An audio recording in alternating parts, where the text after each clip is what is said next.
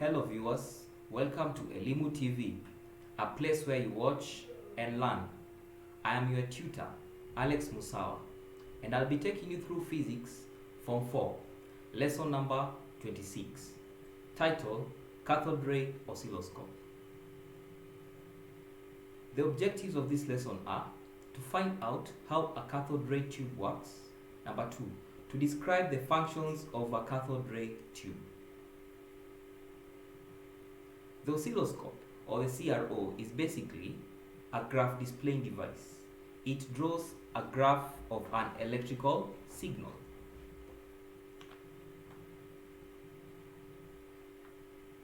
As you can see from the diagram, that is an example of a CRO that is in a laboratory.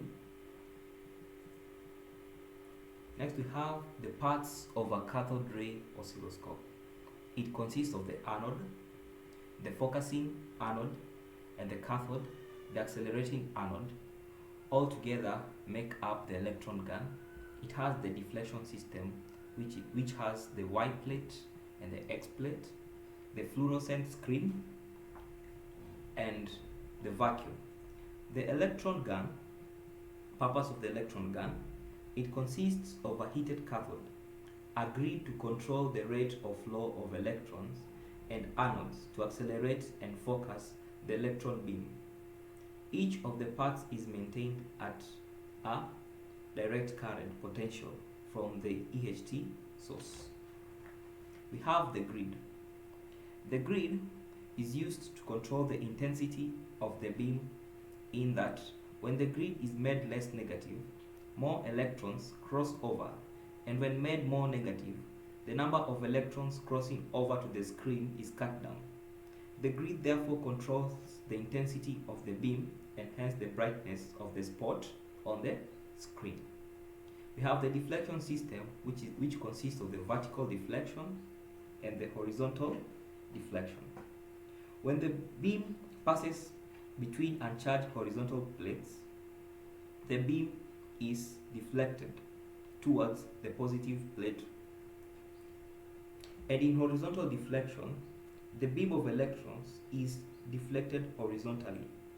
Since the deflection is horizontal, the plates are referred to as the X plates.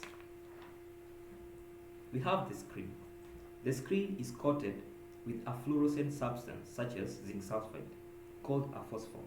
This glows on impact with electrons. It has a persistence of about 0.05 seconds. It continues to glow even after the beam has passed the point of impact. This, plus the natural persistence of vision of the eye, makes a waveform to be observed on the screen. Inside the tube, it is coated with graphite, which has three functions. Number 1, to conduction of electrons to the earth. Number 2, shielding the beam from external electric fields. Number 3, accelerating the electrons towards the screen, since it is at the same potential as the anode. Next we have uses of a cathode ray tube. It is used as a voltmeter. The CRO is advantageous over conventional meters because it has infinite resistance and does not therefore take any current. It does not therefore interfere with the circuit to which it is connected. Number 2, can measure both directing and alternating voltages.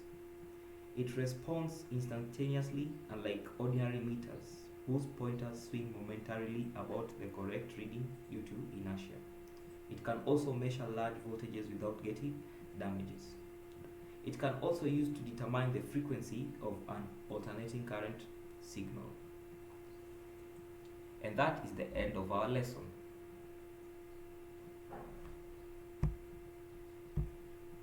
I have an assignment for you. Number 1, list the uses of a cathode ray tube. Number 2, list two parts of a cathode ray tube and their functions.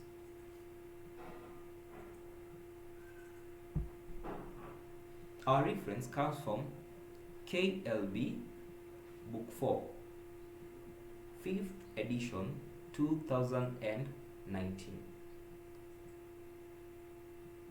For more information, contact us on